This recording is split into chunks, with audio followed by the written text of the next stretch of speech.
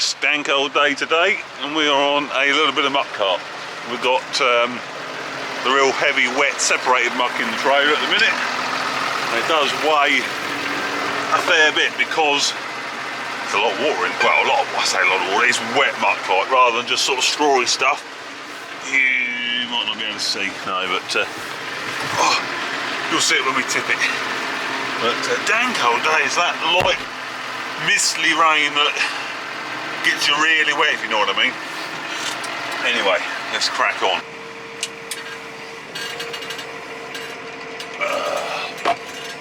You can't beat having a bit of tea with you. Is it just me that does that though? I always go around with a bit of drink with me, normally tea. This is me sort of thermos mug type thing. Holds about like 2 normal mugs worth of tea. And you see it's got, it's really poor. There's Daisy, Penny's daughter, and there's Flo, Penny's other daughter. So yeah, this will keep it warm for a good 4 or 5 hours. So is it just me? Like I said, wherever I go I have to have a drink with me, because every half hour or so I just take a bit of a swig. The old mouth seems to, well, the throat seems to get dry, and I think I'm doing a drink. Plus, I easily get headaches as well. That's the other thing. Like, so if I don't drink, like for example, say, if I know I'm going on an airplane or I've got a long journey coming up in the morning, I won't drink as much because then you pee. You need to stop and pee. Put some beacons on, and I'll end up with a headache, guaranteed. Like, guaranteed. Right, we've got to have some air on it, the air conditioning, because dang cold day will steam up otherwise. Now in the, the Kuhn 1290 ID Deutsch 8080 video, like, I sort of said, why do you never show the New Holland tractors? It's like, what? Yeah, they've been in tons of videos of New Holland tractors, like. I thought, alright, okay, well, you want to see one of the New Holland tractors. This is the T7 210, the newest one we got. She's a 67 plate, makes her 6 years old now.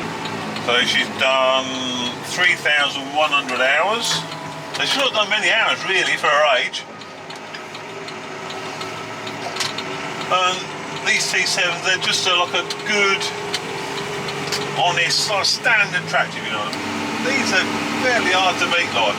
Very easy to drive. Anyone, literally anyone, could jump on this and make it move. Make the arms go up and down. Everything's just simple on it.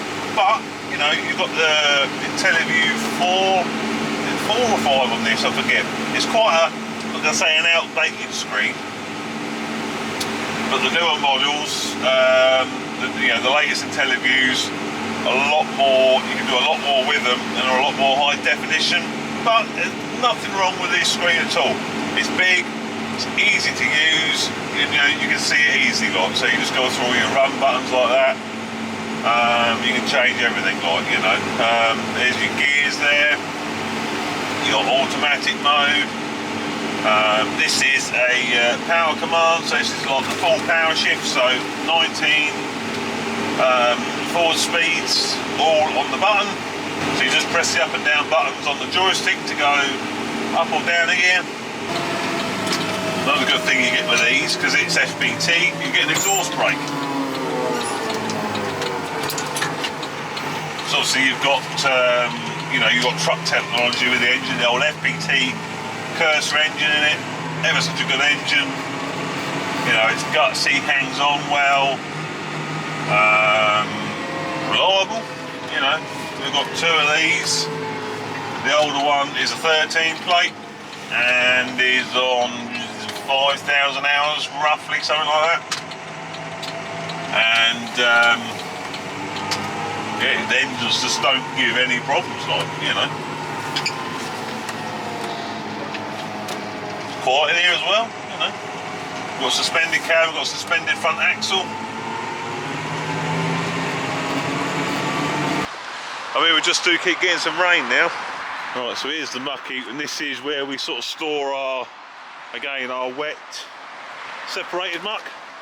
So with this stuff you have to build like a straw wall on the outside, a bit like a bun sort of thing. That's just to hold it, because this stuff, and look, we've got 1, 2, there's about 3 load here roughly. It don't stand up. It's just because it's, you know, because what it is, it's wet like. So it don't stand up like straw, and it will just spread out. Hence why you need a bit of wool. And the last load we tipped, I wasn't driving, but it come in here, and as you can see by the height of the soil here, it got stuck. One wheel went down, one trailer wheel went down as it was coming back, and got set. So what we're going to do, obviously we're on the concrete track there, like, draw forward, then we're going to back up, and then we're going to aim to slide her in there. But when it's this wet and you're trying to back a trailer, the trailer can often steer the tractor. So we'll see what we see how we get on. Could be interesting.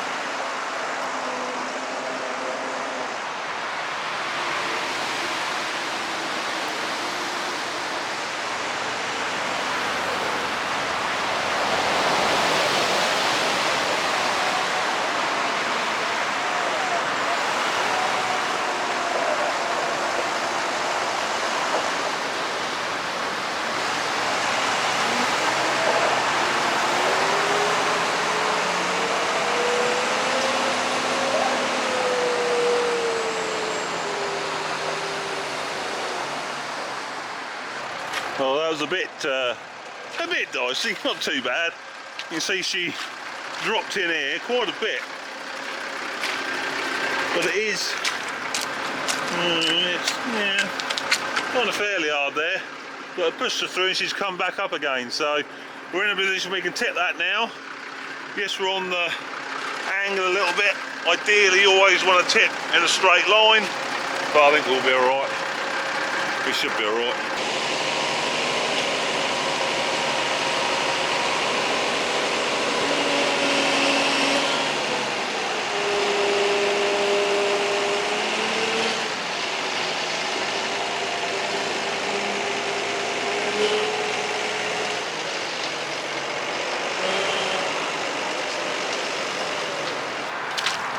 It is definitely four-wheel drive required. Yeah, see, we've gone in. See, we've gone quite a ways there, didn't we, lot? You clear? There we go. That's trouble when you got to get muck out in the winter. You have to deal with stuff like this when it's blooming wet, lot. I mean, it's lucky, like we've got, you know, we've got 2 of our tips are off concrete tracks, but you still got to get off the track, ain't you, lot? So at least we'll, you know, we'll get out of here easy now. Easy peasy. Keep the diff lock engaged while we get off the ground.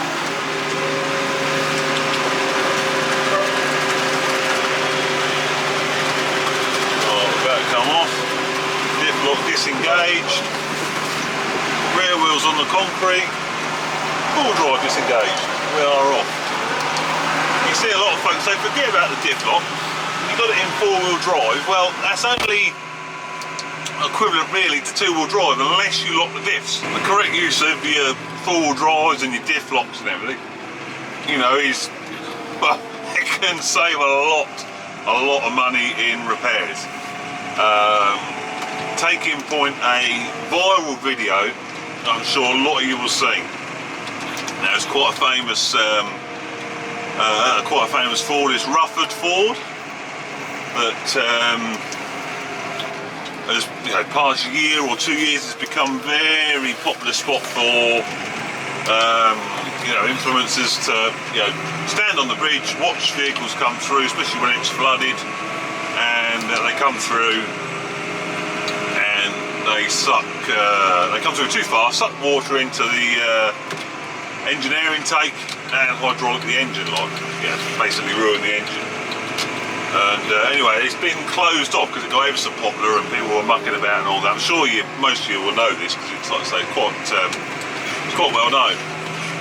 And anyway, with a recent storm, was it Storm Babette? Real lot of water there. It's still closed, still got barriers, road barriers to stop folks going through. But that didn't stop one man on his John Deere and an Arctic trailer. And he got a load of boxes on, probably potatoes in or something like that. Anyway, Jesus Christ, this water was probably, I would say, about 4 foot, because the front tyres were, you couldn't see the front tyres, so she was fair deep. It was up to like the bottom of the engine. So not a problem for a tractor. You're not going to suck air in because the air intakes are on top of the engine. So unless you buried the bonnet, you're not going to have a problem with that one. Also, there's electronics and all that sort of stuff, side of engines and that. Can be a bit dicey, but that's not really where the issue lies. And poor chap, I don't know who he is or whatever, he's took a bit of abuse because he was a little bit hard on the old tractor. So he comes in, smashes his way, the tractor smashes his way over the first barrier, which is probably a foot and a half tall concrete barrier. And then he guns it like two-wheel drive, and rear wheel she's spinning and floating a bit as well.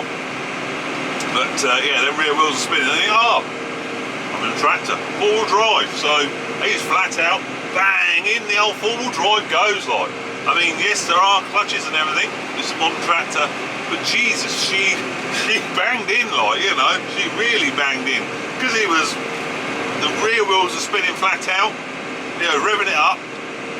So that's a lot of speed differential for the clutch to take up. So bang, she were in and then possibly, I don't know, I can't remember whether he bothered with a diff. No, he didn't bother with a diff lock, because then you got when it's in four-wheel drive, you're only strictly two-wheel drive, unless you got the diffs, because the diffs, they'll split the power, so they'll send the power to whichever wheel is easiest to turn. So if you're spinning a wheel, it'll continue to spin that one, the other one won't do anything. So anyway, he smashes on, gets a bit stuck, because at the minute now he's got the barrier, first barrier he's crossed, that's sat in front of the dolly on the Arctic trailer. The trailer's not going to clamber over that, it's on super singles. So he's dragging that through the this 3-4 foot deep water. Then it gets to the second one, puts two together. So he's up and down the tractor. Real, the old John Deere, she's earning a keep. And then finally he backs out, goes at an angle. He dragged them out of the water by this point. And then he's going across the edge of it, put all the wheels along the. I mean, he's so lucky that he didn't actually damage, break the tractor, diff locks, full drive, transmission, whatever. But then I couldn't believe how lucky he was not to pop the side, because tractor sidewalls are fairly vulnerable.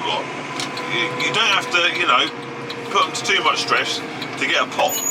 So he was in, like I say, the rear wheel of the tractor went up, and then all the wheels of the trailer clamming just over the little bit of corner. The tyres, he was so lucky. That was me. I'd have popped all the tyres. But he got away with that, apart from the fact he got filmed.